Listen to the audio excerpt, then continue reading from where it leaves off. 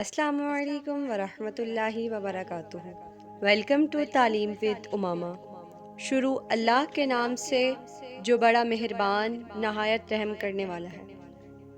میں ہوں آپ کی پیاری بہن امامہ۔ امید کرتی ہوں تمام مسلمان اپنے گھروں میں خوشحال ہوں گے۔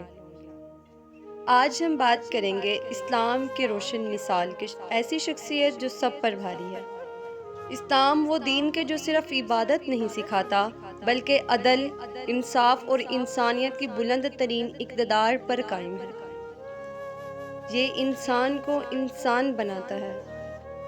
اسی عدل کی روشن مثال ہے حضرت عمر بن خطاب رضی اللہ تعالیٰ عنہ۔ ایک مرتبہ حضرت عمر رضی اللہ تعالیٰ عنہ کے گورنر زیاد بن ابی سفیان کے خلاف شکایت آئی۔ ایک شخص نے کہا، امیر المؤمنین، آپ کا گورنر میرے ساتھ ناانصافی کر رہا ہے۔ حضرت عمر نے فوراً زیاد کو مدینہ میں طلب کیا۔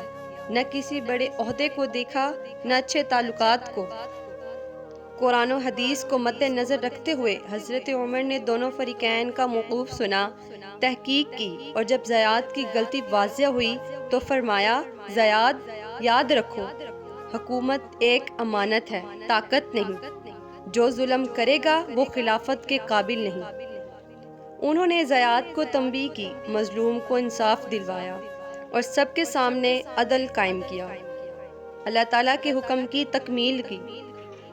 یہ وہ دور تھا جب خلیفہ وقت راتوں کو گلیوں میں گشت کرتے تھے، اپنے کاندھے پر آٹا اٹھا کر بیواؤں کے گھر تک پہنچاتے تھے۔